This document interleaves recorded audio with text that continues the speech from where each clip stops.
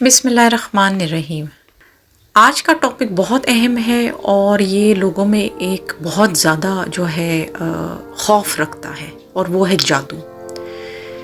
جادو ویسے تو بہت بڑا ٹاپک ہے اور بزرگان دین نے اور علماء کرام نے اس کے اوپر بہت زیادہ کتابیں اور بہت اچھے طریقے سے بیان کیا گیا ہے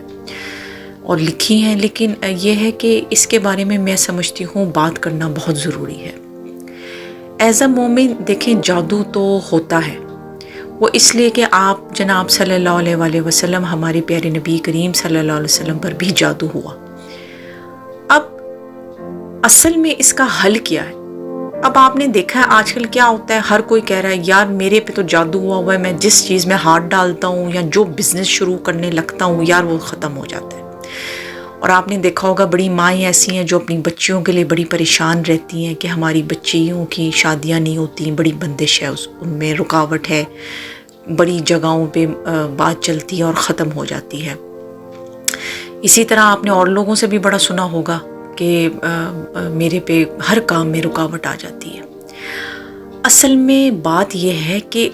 ایز اے مومن اگر آپ یہ سوچ لیں کہ اللہ تعالیٰ کی رضا سے ہی جادو اثر کرتا ہے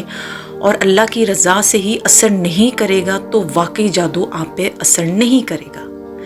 اور اس کے لیے آپ کو احتیاط کرنی ہے۔ احتیاط کیا ہے کہ روزانہ جو لوگ قرآن مجید کی تلاوت کرتے ہیں، روزانہ جو لوگ نماز باقاعدگی سے پڑھتے ہیں، صدقہ خیرات کرتے ہیں،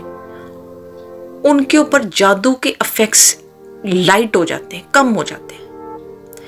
اب آپ دیکھیں اس کا توڑ کیا بتایا گیا۔ آپ جناب صلی اللہ علیہ وسلم نے فرمایا سورہ فلق اور سورہ ناس پڑھ لو،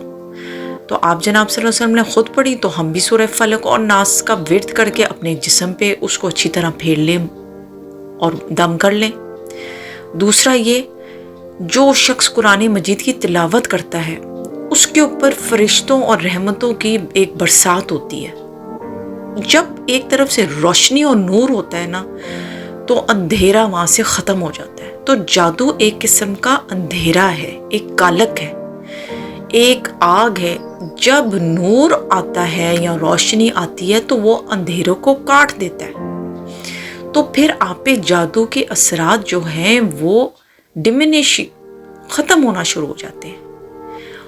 اور بزرگان دین سے تو اس کے اوپر اتنے بیانات سنے گئے ہیں، اتنے گفتگو ہو چکی ہیں جو کہ یہ کہتے ہیں کہ جو بندہ کثرت سے درود پاک کا ورد رکھتا ہے اس کے اوپر جادو اثر ہی نہیں ہوتا، کیونکہ درود پاک ایک دفعہ پڑھنے سے 10 رحمتیں، 10 دفعہ اللہ تعالیٰ رحمتوں کے نزول فرماتے ہیں۔ تو جو بندہ فرض کریں ہر نماز کے بعد ایک تسبیح نکال رہا ہے، تو اس کے اوپر اتنی فرشتوں اور رحمتوں کی برسات ہے کہ اس کو تو لائٹ اور نور نے گھیرا ہوا ہے، تو اس کے اوپر جادو نہیں اثر ہوتا۔ تو یہ بھی ذہن نشین کر لیجئے کہ اگر کسی نے آپ پہ جادو کرایا ہے تو وہ اللہ کی رضا سے ہی اثر کرے گا، کیونکہ اللہ کی ذات سے بڑھ کے تو کوئی چیز نہیں ہے۔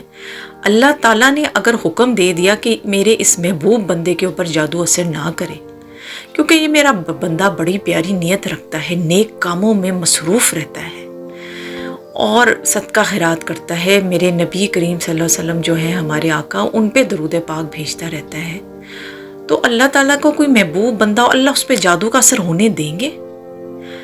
تو اللہ کی رضا سے یہ اثر ہوتا ہے اور اللہ کی رضا سے ہی یہ اثر نہیں ہوتا۔ تو اگر آپ اللہ کی پیروی کرتے رہیں، اپنے آپ کو نیک کاموں میں لگائے رکھیں، اپنا تقوی ایمان رکھیں کہ بھئی میں نے قرآن مجید کی تلاوت پکڑی ہوئی ہے اپنے ہاتھ میں، اس رسی کو میں نے مضبوطی سے پکڑا ہوا ہے، میں درود پاک کا ورد رکھتا ہوں، تو میرے ارد گرد تو لائٹ ہی لائٹ ہے، تو مجھ پہ تو یہ جادو اثر نہیں کرنے لگا۔ تو واقعی آپ پر جادو اثر نہیں کرے گا۔ اللہ تعالیٰ آپ کے لیے غیب سے اسباب بھی بنائیں گے، غیب سے آپ کو نصرت، فتح، کامیابی بھی عطا فرمائیں گے۔ اس لیے بجائے یہ سوچنے کے یار اس پہ مجھے شک ہے، یہ میرے پہ جادو کراتا ہے یا وہ فلانے والی کراتی ہے یا کراتا ہے، یہ سوچنا چھوڑ دیں، اور جو ہمارے دین نے ہمیں راستہ دکھایا ہے نور کا، رحمت کا، خوشحالی کا، خوشبو کا، اس کو پکڑیں، اس رستے پہ جب آپ چلیں گے تو آپ دیکھیں گے کہ آپ کے اوپر کوئی بندہ جادو نہیں کرا پائے گا، اور کرائے گا بھی تو آپ پہ اثر نہیں کرے گا، آپ کے لیے فائدے ہی فائدے ہیں۔ تو جب آپ اس نور والے رستے پہ چلیں گے تو اللہ تعالیٰ بھی آپ کے کاموں میں کامیابی ڈالیں گے۔ تو اپنا ایمان رکھیں، قرآن مجید کے روزانہ تلاوت کا ورد رکھیں، سورہ بقرہ کا ایک حصہ ضرور پڑھ لیں، چاہے تھوڑا پڑھ لیں، اس کی بہت فضیلت ہے، شیاطین اور جنات کا اثر نہیں ہوتا۔